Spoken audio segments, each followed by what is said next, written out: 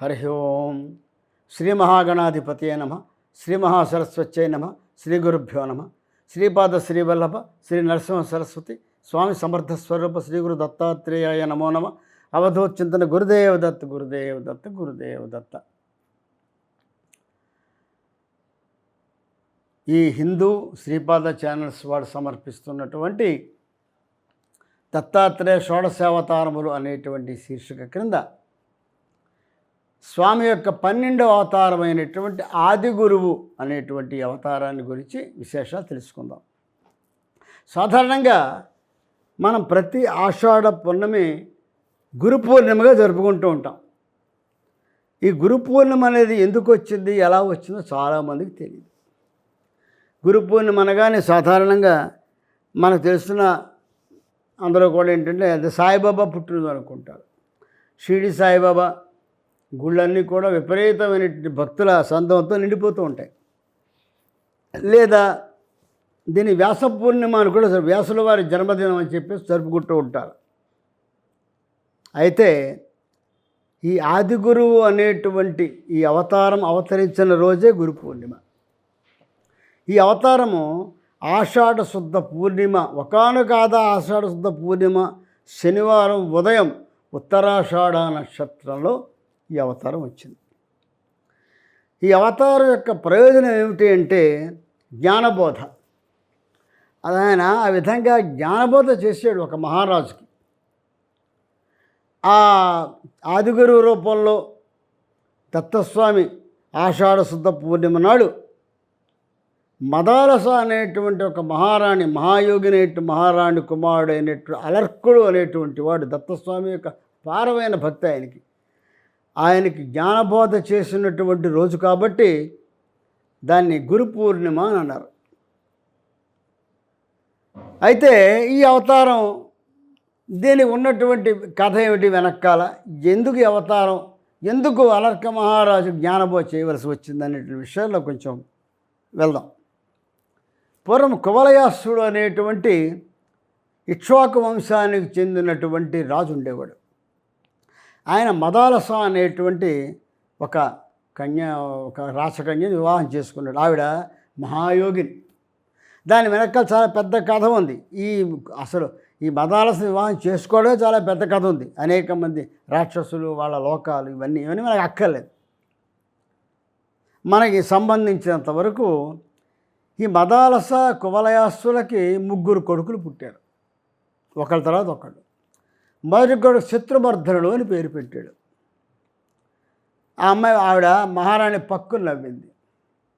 ఎందుకు నవ్వుతున్నావు అన్నాడు మహారాజు. శత్రుమర్ధనుడు అని చెప్పి ఏ శత్రువుని మర్దిస్తాడయ్యా, అంతఃశత్రువులనా బాహ్య శత్రువులనా అని అడిగింది. ఇక మహాయోగిని ఆవిడ, వేదాంతం తప్ప మరొకటి మాట్లాడేది కాదు. రాజు చిన్నబుచ్చుకున్నాడు. మరో కొడుకు పుట్టాడు, విక్రాంతుడు అని పేరు పెట్టాడు. పెట్టగానే విక్రాంతుడు అనగానే ఆవిడ కూడా మళ్ళీ మరో ప్రశ్న వేసి వేదాంత చర్చ చేసింది. దానికి సమానం చెప్పలేకపోయాడు.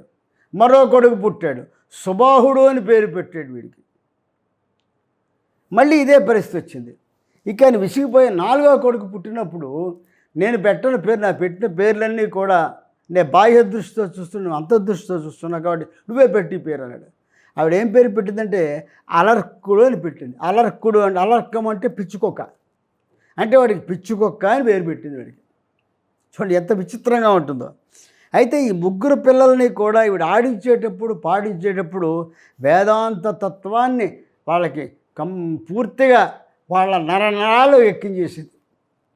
ఆడి ఉయ్యాలు ఊపేటప్పుడు, ఆ జోలపాటలు పాడేటప్పుడు అన్నింటిలో కూడా పసిబిడ్డల ముందు మనం ఏదైతే మనం అనుకుంటాం వాడికి ఏం తెలుసు, పసివాడు నల్ల పిల్లాడు వాడికి ఏం తెలుసున్నాం. కానీ మనం చెప్పే ప్రతి విషయము కూడా సూక్ష్మంగా వాళ్ళకి చేరిపోతూ ఉంటుంది. ఒక్కసారి పసితనంలో మనం చేసేటువంటి చెప్పినట్టు సంస్కారమే జీవితం అంతా ఉంటుంది. ఆ విషయం మనం మర్చిపోకూడదు. ప్రహ్లాదుడు తీసుకోండి, తల్లి గర్భంలో ఉన్నప్పుడు నారాయణ మంత్రోపదేశం చేస్తే వాడు పరమభక్తుడు అయిపోయాడు. భక్తాగ్రేసలో మొట్టమొదటి ప్రహ్లాద, నారద, పరాశర, పుండరీక మొట్టమొదటి ప్రహ్లాదుడే ఉన్నాడు. ఆ విధంగా ఈ 3 కూడా పెరిగి పెద్దవారైన తర్వాత మాకు రాజ్యకాంక్ష లేదు, మేము తపస్సు చేసుకుని యోగులం అయిపోతాం, ముగ్గురు రాజ్యం వదిలేసి వెళ్ళిపోయారు.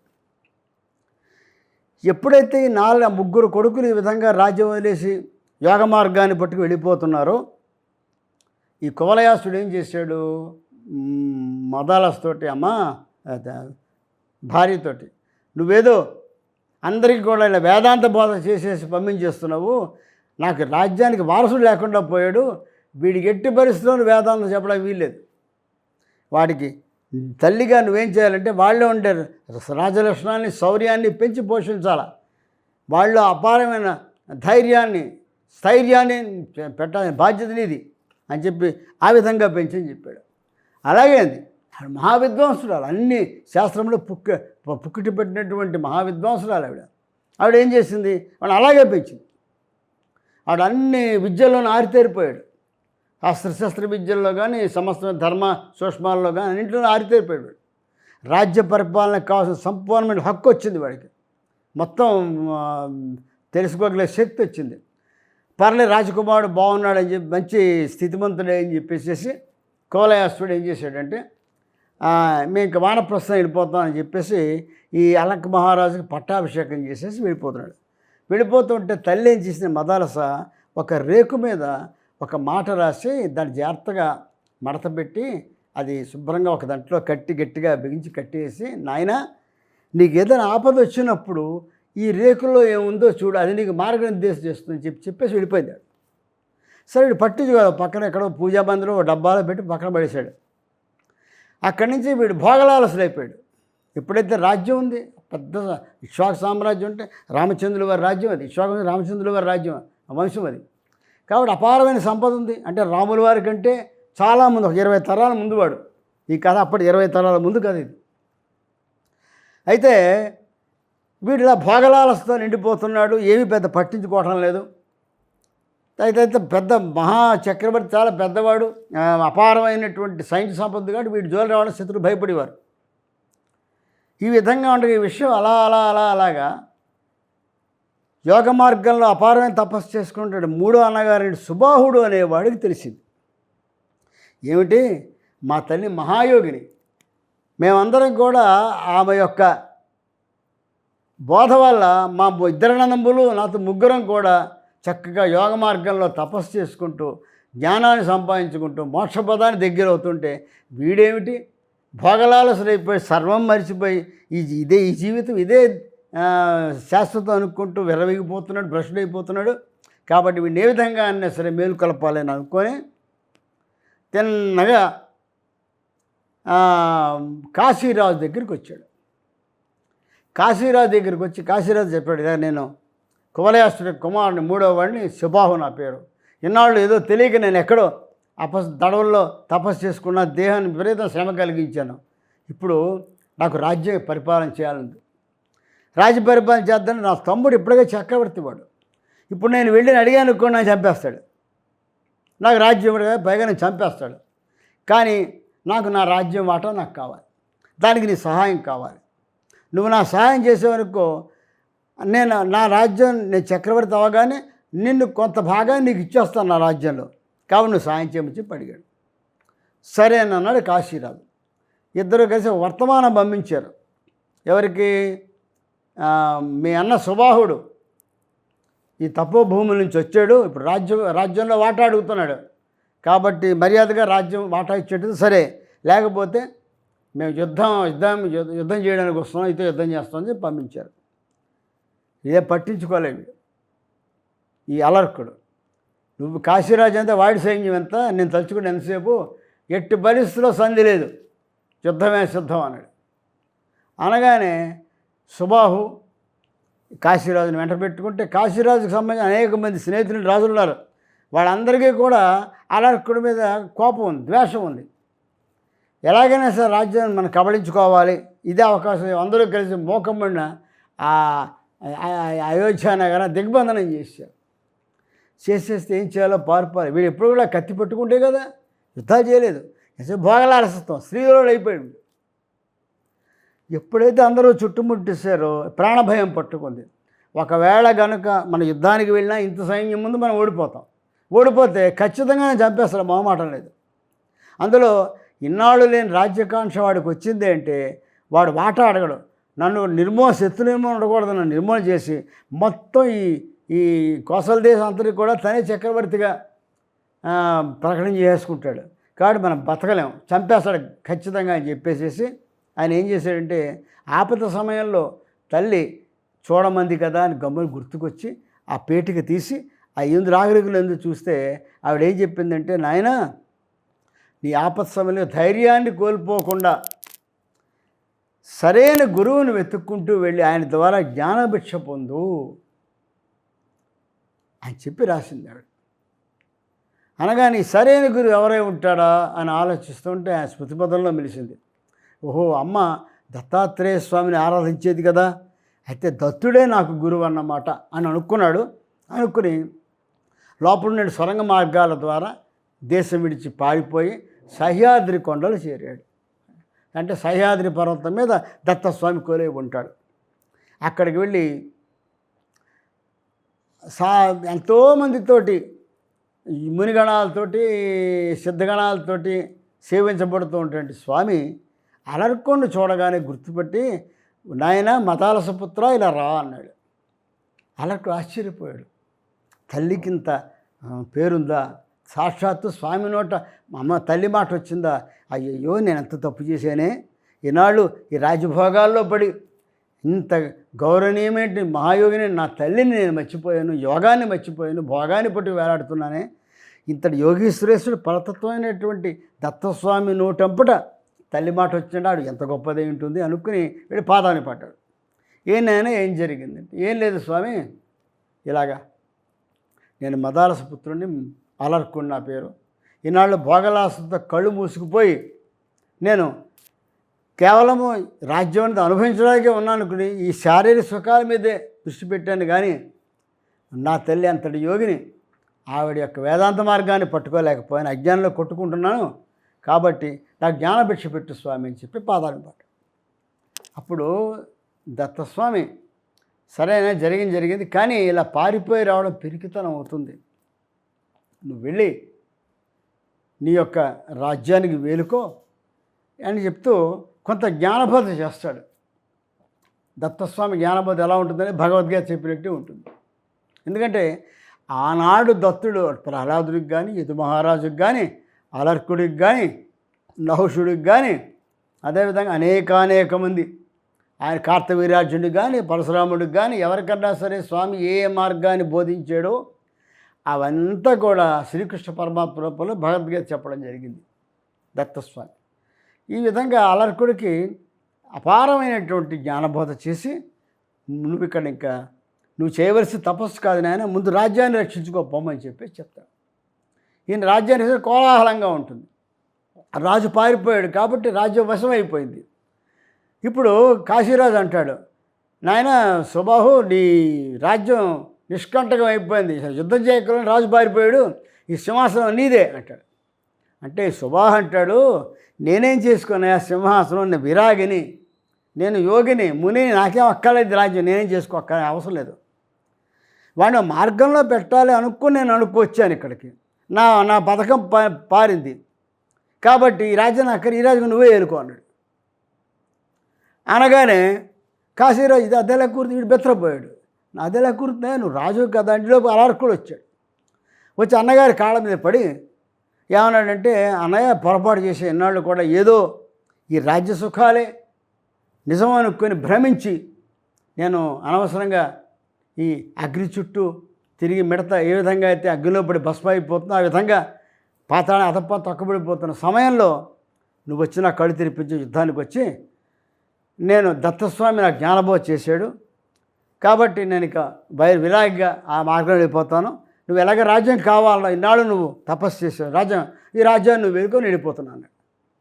ఇప్పుడు ఈయన బెత్తరపోయాడు సుబాహు, ఇదే వీడు వెళ్ళిపోతున్నానంటే అంటే చెప్తే, నాయన లేదు నువ్వు చేసుకుంటే మాకిద్దరికి రాజ్యం అక్కర్లేదు, మేము వెళ్ళిపోతాను ఇంకా కాశీరాజుకి ఏం చేయాలో అర్థం కాలే. అప్పుడు ఈ అలర్కు యొక్క కుమారుడికి కాశీరాజు పట్టాభిషిక్తులు చేసి వాళ్ళిద్దరిని చూసి, మీరందరూ మహానుభావులైన మీ ఇద్దరు కూడాను మదాలస కుమారులు అంటే మోసబోసిన వేదాంతం మీరు, ఇన్నాళ్ళకైనా ఆయన కళ్ళు తెరిచి ఈ విధంగా మార్పు వచ్చి ఆయన కూడా తపోదీక్షలో వెళ్ళిపోతున్నాడు అలర్క మహారాజు. కాబట్టి మీ మీ మీ రాజ్యాన్ని నేను అనుభవించడానికి రాలేదు, ఈ ఒక్క గొప్ప పనిలో నేను కూడా పాలు పంచుకున్నాను అన్నట్టు ఆనందాన్ని తృప్తిని మిగిల్చారు అని చెప్తూ అలర్క మహారాజు కుమారుడికి పట్టాభిషేకం చేసి ఈయన కాశీలో తన రాజ్యాన్ని వెళ్ళిపోతాడు. ఈ విధంగా ఈ అలర్క మహారాజుకి దత్తస్వామి జ్ఞానబోధ చేసినటువంటి రోజే ఆషాఢ పూర్ణిమ. కాబట్టి ఆయన అప్పుడు గురుస్వరూపంగా, జ్ఞానబోధ ఎవరు చేస్తారండి? జ్ఞానం ఇచ్చాడు గురువే. ఆయన గురుస్వరూపం కాబట్టి, ఆది గురువు కాబట్టి ఆ రూపాన్ని ఆది గురువు అవతారము అని చెప్పి అన్నారు. అంటే అలర్క మహారాజుకి జ్ఞానబోధ ద్వారా ఆయనలో ఉండేటువంటి ఐహిక సుఖాలు, ఐహిక జ్ఞానము, ఐహిక ఇచ్చలన్నింటినీ కూడా తొలగించి వేసి జ్ఞానభిక్ష పెట్టి పరాన్ని చూపించినటువంటి గురుస్వరూపంగా మనం ఆది గురువు రూపంలో దత్తాత్రేయ స్వామిని ఆషాఢ శుద్ధ పూర్ణిమ నాడు మనం కొలుచుకోవాలి. దీనికి ఒక ధ్యాన శ్లోకం ఏంటంటే, చిదాత్మ జ్ఞాన రూపాయ గురవే బ్రహ్మరూపిణి దత్తాత్రేయాయ దేవాయ నమోస్తు పరమాత్మనే. చిదాత్మ జ్ఞాన రూపాయ, చిత్ అంటే సంపూర్ణమైనటువంటి జ్ఞానము. ఏం జ్ఞానం అది? ఆత్మజ్ఞానము. చిత్ అంటే బ్రహ్మజ్ఞానము, ఇది ఆత్మజ్ఞానం అంటే సంపూర్ణమైనటువంటి జ్ఞానము. ఎవరు? సత్ చితానందమూర్తి అంటాం భగవంతుడిని. సత్ అంటే శాశ్వతము, సత్యము. సత్యం అంటే శాశ్వతం, నిత్యం ఉండేటువంటి వాడు, సనాతనుడు, ఆది అనంతము లేనివాడు, ఎప్పుడూ ఉంటాడు. సనాతన ధర్మం ప్రాచీన ధర్మం కాదు. సనాతనం అంటే నిత్యనూతనమైనటువంటి అర్థం. నిత్యనూతనమైనటువంటి వాడు, శాశ్వతుడు. చిత్ అంటే సంపూర్ణ జ్ఞాన సంపన్నుడు, ఆనంద స్వరూపుడు, బ్రహ్మానంద స్వరూపుడైనటువంటి పరమాత్మ అర్థం. అటువంటి సచ్చిదానందమూర్తినే చిదాత్మ జ్ఞాన రూపాయ గురవే బ్రహ్మరూపిణి. ఆయన గురువు సాక్షాత్ పరబ్రహ్మ పరబ్రహ్మ అయినటువంటి ఆ దత్తాత్రేయుని స్వామికి నమోస్తు పరమాత్మనే. అంటే గురుస్వరూపంగా, పరబ్రహ్మ స్వరూపంగా ఉన్నటువంటి అతను నమ్ముకొని దత్తస్వామిని కొలుచుకుని మనస్ఫూర్తిగా నమ్మినటువంటి భక్తుల యొక్క, శిష్యుల యొక్క అజ్ఞానాంధకారాన్ని తొలగించేటువంటి గురుస్వరూపంగా ఉన్నటువంటి దత్తాత్రేయ స్వామికి నమస్కరిస్తున్నాను అనేటువంటి జ్ఞానశ్లోకంతో స్వామిని అర్చించి 9 రకాల పిండి వంటలతో నైవేద్యం పెట్టాలి. మామూలుగా తినే ఆహారం, అన్న, పప్పు కూర వాటితో పాటు 9 రకాల పిండి వంటలతో పెట్టాలి, నైవేద్యం పెట్టాలి. 9 రకాలు ఎక్కడ చేస్తామండి? అంత అవకాశం ఉండాలి, అంత శక్తి ఉండాలి కదా అనుకోవచ్చు. అవసరం లేదు. శాస్త్రం 9 చెప్పింది. కనీసం నీకు ఎన్ని ఒప్పుకుంటే అన్నీ చేసుకో. ఏవి లేకపోతే పరమాన్న నైవేద్యం పెట్టి, ఎంత పులిహార నైవేద్యం పెట్టు, ఎవరొద్దన్నా ఎంత పులగ నైవేద్యం పెట్టు, ఏదో ఒకటి. 9 అనేది శాస్త్రం చెప్పింది. 9 ప్రకారం చేయగలవా? శక్తి ఉంటే చేయలేవరకు ఒక్క పదార్థంతో నైవేద్యం పెట్టు, సంతోషిస్తాడు. శక్తిని మించినటువంటి పని చేయమని భగవంతుడు ఎప్పుడూ చెప్పలేదు. కాబట్టి నీకు ఎంత శక్తి ఉందో అంతలోనే స్వామికి చక్కటి భోజనం ఏర్పాటు చేసి నైవేద్యం పెట్టి ఆ నైవేద్యాన్ని స్వామి ప్రసాదంగా స్వీకరించుకొని ఇక యథావిధిగా ప్రతి భాగంలో నేను చెప్పినట్లే విశేషమైన పూజ చేయాలి ఆ రోజు. ఎందుకంటే ఆయన గురుస్వరూపం. గురువుని ఎంత భక్తి శ్రద్ధలతో కొలుచుకుంటే అంత ప్రసన్నుడై గురువు మన జ్ఞానాన్ని బోధిస్తాడు. నువ్వు గురువుని అందుకోవడానికి 1 అడుగు ముందుకేస్తే గురువు 10 అడుగులు ముందుకేస్తాడు నేను అందుకోవడానికి. కాబట్టి గురుస్వరూపం సామాన్యమైనది కాదు, పరమాత్మ కంటే కూడా ఉన్నతమైన గురుస్వరూపం. అందుకే చెప్తారు, శివుడు గురువు ఇద్దరు ఒకేసారి ప్రత్యక్షమైతే ఎవరికి నమస్కరించాలి అంటే ముందు గురువుకే నమస్కరించాలి అంటే గురువు శివుడి కంటే ఎక్కువవాడు. కాబట్టి అటువంటి ఆది గురువు స్వరూపమైన దత్తస్వామిని ఆ రోజు చక్కగా విశేషమైన పూజ చేసి ఆ విధంగా నేను చెప్పిన విధంగా పిండి వంటలు అవి పెట్టి నైవేద్యం పెట్టి ఆ గురుచరిత్ర ఇత్యాది దత్తస్వామికి సంబంధించినటువంటి గ్రంథపారాయణ ఏదైనా చేసుకోవడం, దత్తనామస్మరణ చేసుకుంటూ ఈ ఆదిగురువు సంబంధించినటువంటి దేవాలయము